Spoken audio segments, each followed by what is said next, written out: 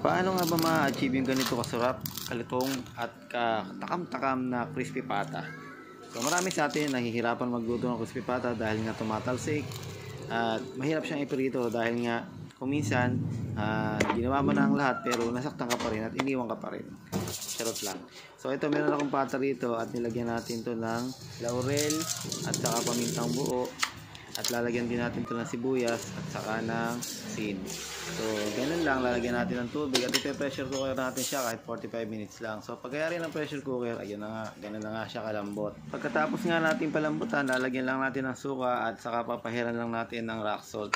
So ito yung makakatulong para mas maganda pa yung texture ng ating skin pagka ating niluto na yung crispy pata. So ito na nga, i-reveal ko na nga kung saan ko niluto itong aking crispy pata. Dito nga pala yan niluto sa bagong 6.5 liter na gabor na air fryer. So itong gabor na to ay mabibili niyo dyan sa